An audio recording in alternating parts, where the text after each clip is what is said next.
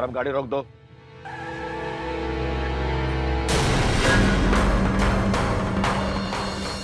हम इस रास्ते से नहीं जाएंगे।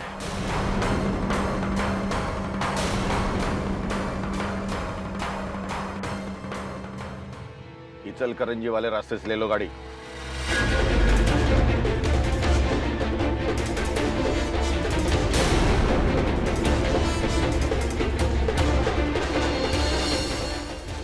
आर्मी वालों को देखकर तो बाबा साहब ने, पर वो ऐसा क्यों करेंगे? हॅलो, हाँ नमस्कार आत्या, कशा आहात तुम्ही? हाँ अच्छा अच्छा, एक मिनट, मैं ऐसा करती हूँ, मैं आपके आदित्य से बात करवाती हूँ, वो आपको समझा देगा। आदित्य, लो बेटा आत्या जी से बात करो, उनको दादा साहब का बंगलो नहीं मिल रहा है। नमस्कार आत्या जी। हाँ भोसले बोलो। नहीं देखो, एग्रीमेंट की जो ओरिजिनल कॉपी है तुम वो मुझे भिजवा देना। एक मिनट।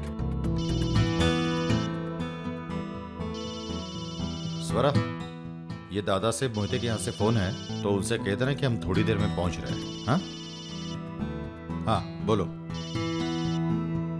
हेलो, कौन? मैं स्वरा बोल रही हूँ। कब आ रही हैं आप? आमीन, आप लोग कब तक पहुंच रहे हैं? हम लोग सांगली के नजदीक हैं, बस थोड़ी देर में पहुंच रहे हैं। मैं इंतजार करूंगा, खासकर आपका।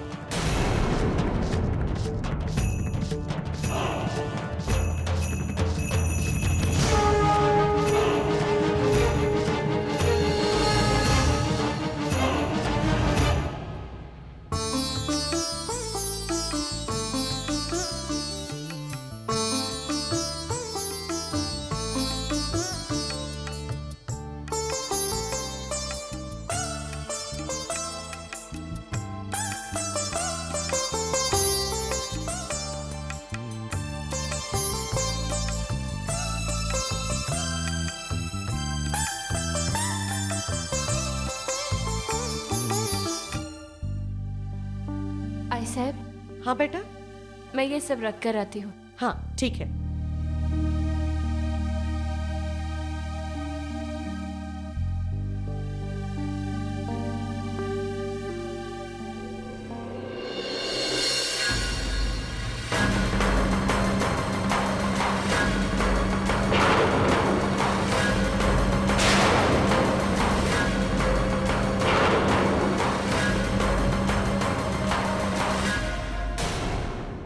जो 10 कदमों की दूरी पर भी मेरे सामने नाचने के लिए तैयार नहीं थे, आज किस्मत ने उन्हें मेरी बाहों में लाकर खड़ा कर दिया है। आज तो भगवान का लाख शुक्रिया अदा करने का मन कर रहा है।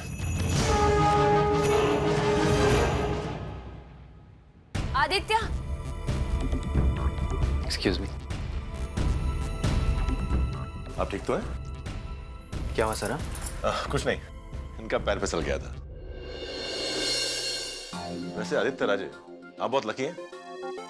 उठते बैठते खाते पीते इनकी जुबान पर बस आपका ही नाम होता है। I'm jealous। Anyway, आपका कमरा इस तरफ। Thank you. चलो सर।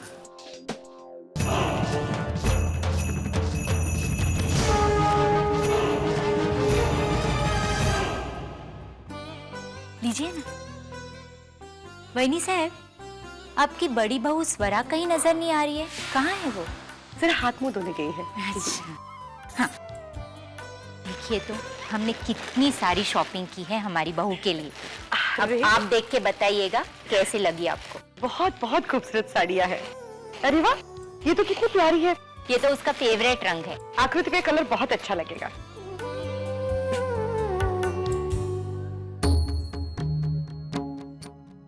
फिर से वही शॉपिंग, फिर से वही लेन देन।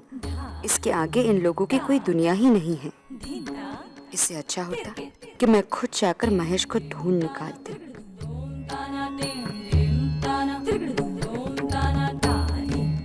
थक गई हूँ मैं हारते हारते।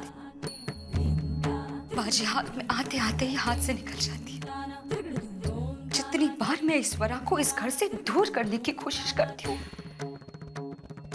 उतनी कितनी ही बार ये सुप्रा इस घर से छुड़ती जाती है। समझ में नहीं आ रहा मैं क्या करूं। ऐसे लग रहा है जैसे मेरे चारों तरफ अंधेरा ही अंधेरा है। नहीं, लेकिन ऐसे हार के काम कैसे चलेगा रागिनी? रागिनी है मेरा नाम।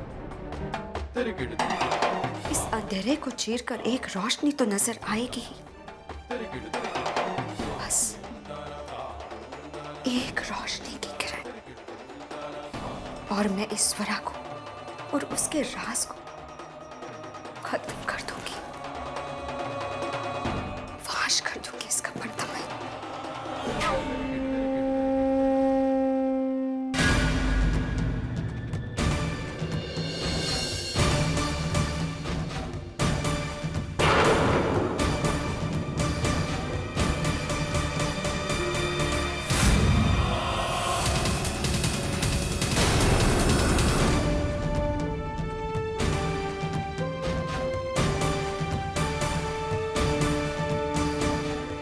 रागिनी,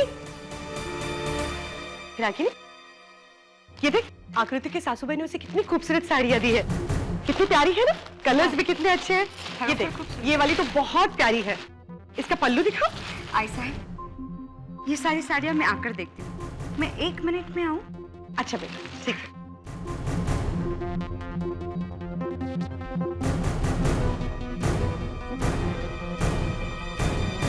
रागिनी भाई नहीं, अच्छा हुआ मुझे आप मिल गई। मैं आप ही के पास आ रही थी। बताइए ना मैं कैसी लग रही हूँ? तो खूब सुंदर दिखती है आकृति। अच्छा वही, ये वाले अच्छे लग रहे हैं या फिर मैं ये वाले पहन लूँ? मुझे तो कुछ समझ में नहीं आ रहा। बताइए ना, एक काम कीजिए, आप ही मेरी मदद कीजिए। देखो, जो तुमने पहने वो सबसे प्यारे हैं, ठीक है? मैं अभी आई।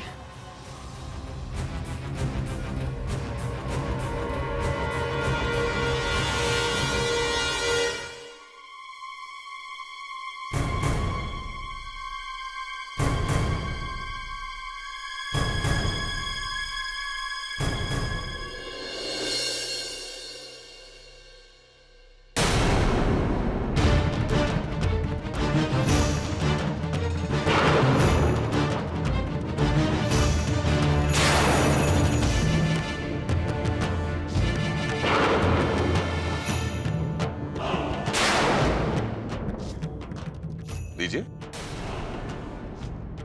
लीजिए ना।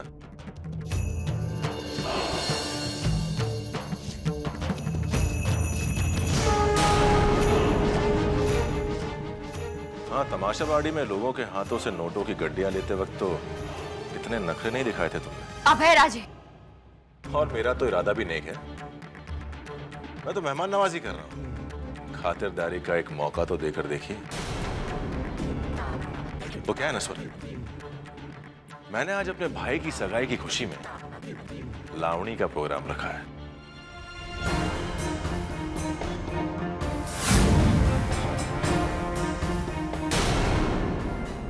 यहां से 100 मीटर की दूरी पर एक लावणी नाचने वाली पैसों की खनक पर थिरकेगी, और यहां दूसरी लावणी नाचने वाली खानदानी घूंघट लिए बड़े घर की बहू का फर्ज निभाएगी। यानी कि एक ही कीचड़ के 2 फूल, एक भगवान के पैरों पर पड़ा है और दूसरा अय्याशी की सेज पर।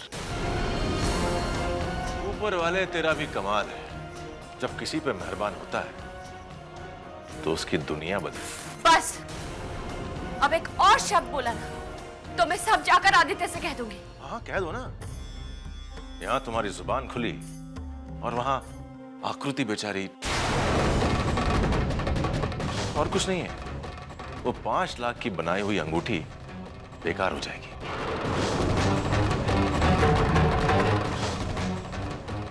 स्वरा, वो मैं।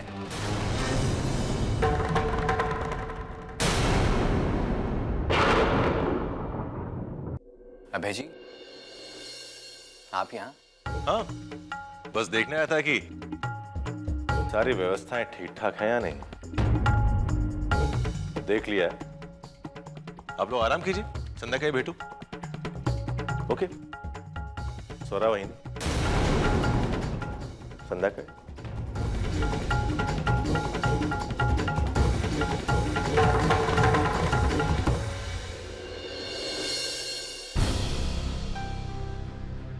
स्वरा, मैं शगुन का लेकर आया था, तुम जल्दी से नीचे चलो।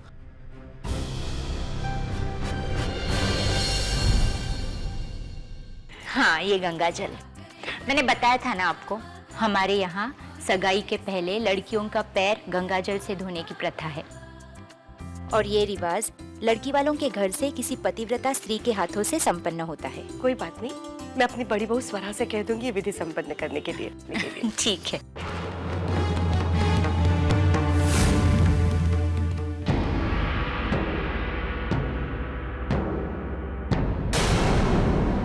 अच्छा हुआ तुम मिल गई, मैं बस तुम्हारे पास ही आ रहा था। कुछ खास काम नहीं था, बस मैं कुछ देर के लिए बाहर जा रहा हूं, सोचा तुमसे कहता चलूं, वरना मुझे यहां ना पाकर तुम बेवजह परेशान हो जाओगे। जाने दीजिए। हाँ जाओ जाओ जाओ, बेझिझक जाओ। जब तक मैं यहाँ नहीं हूं अपनी मन की कर लो, लेकिन मेरे वापस आने के बाद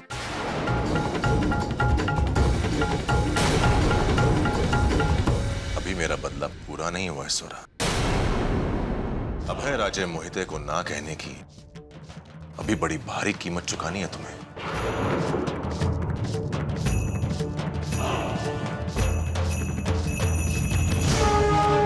वैसे तुम समझ तो गई हो ना मैं कहां जा रहा हूं?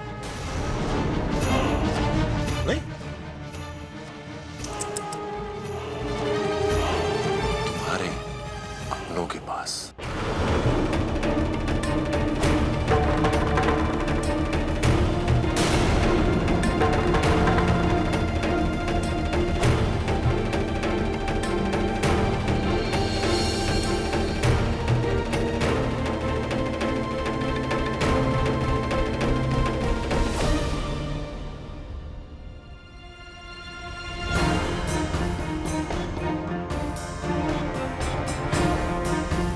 बर्दाश्त कर रही हूँ मैं उस अभय राजे को?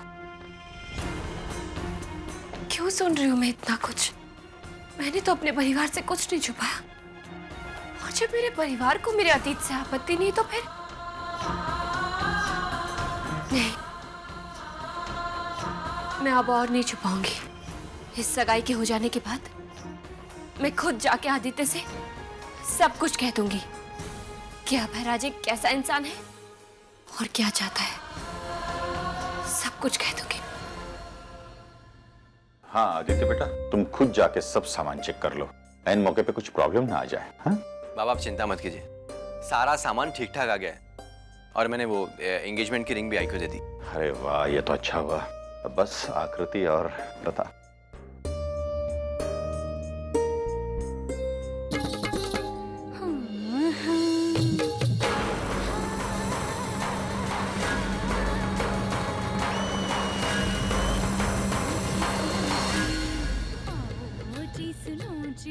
क्या हुआ बाबा? आदित्य, आकृति की सगाई यहां नहीं होगी।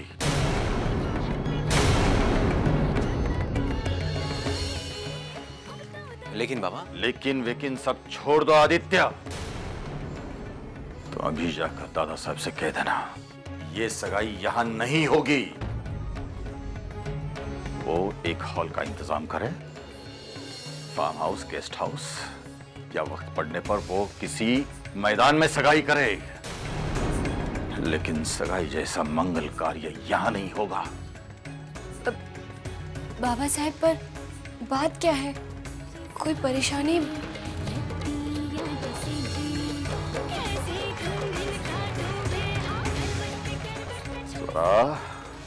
यहाँ के सारे दरवाजे खिड़कियां बंद कर दो।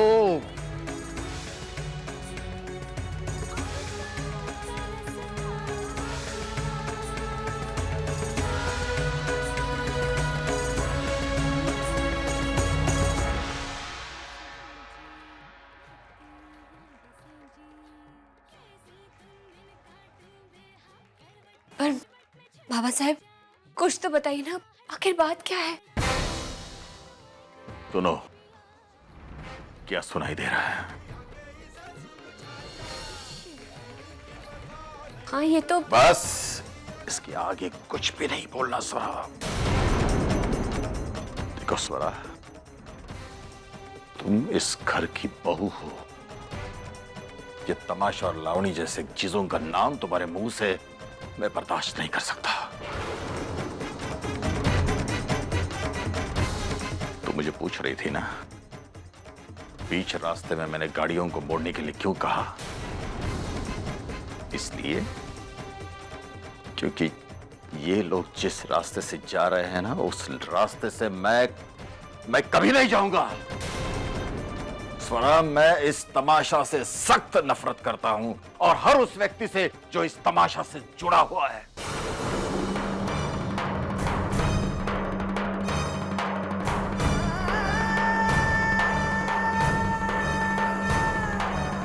स्वरा, मैं इस तमाशा से सख्त नफरत करता हूं और हर उस व्यक्ति से जो इस तमाशा से जुड़ा हुआ है।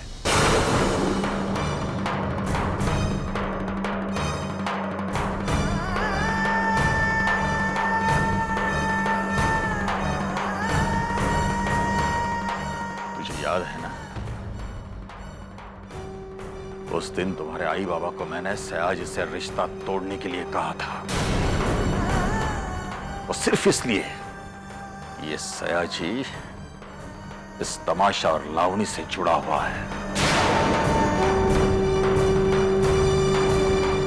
सगा भाई है वो मेरा, लेकिन मैंने उसे अपनी जिंदगी से बेदखल कर दिया है और मैं उसे तुम में से किसी की भी जिंदगी में देखना नहीं चाहता। स्वरा, वो हर चीज जो इस लावणी से जुड़ी हुई है वो मेरे लिए जहर है।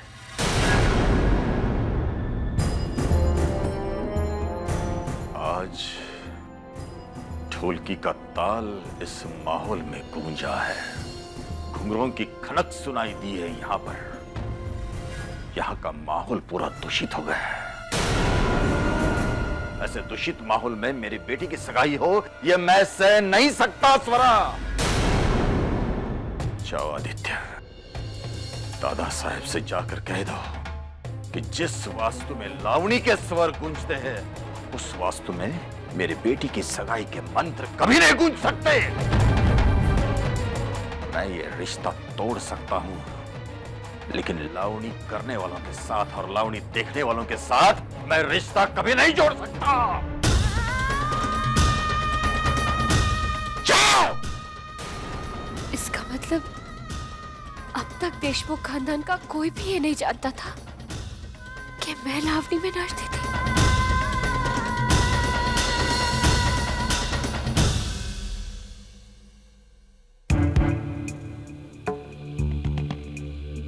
क्या बात है आदित्य जी? अन्ना साहब इतनी गुस्से में? दादा साहब, ये ढोलकी की आवाज, ये घुंघरों की खनखनाहट, ये सब क्या है? दादा साहब, आप जानते हैं ना, हमारे बाबा को ये सब चीजें पसंद नहीं, इससे सख्त नफरत है।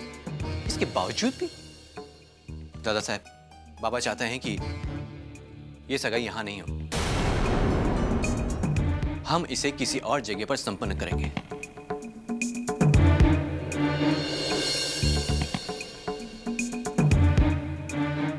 अन्ना साहब, हमें माफ कर दीजिए, मैं अभी जाके ये सब रुकवा देता हूँ। लेकिन दादा साहब, ये इतनी बड़ी गलती आपके हाथों से क्यों हुई? अन्ना साहब, संस्थानिकों की घर की शादी है, ये सब तो चलता ही रहता है। संस्थानिक बनने का मतलब ये तो नहीं है कि हम हमारे संस्कार और हमारी गरिमा को भूल जाएं। सुनिए, आप शांत हो जाइए। दादा साहब कह रहे हैं ना, वो ये सब रोक देंगे।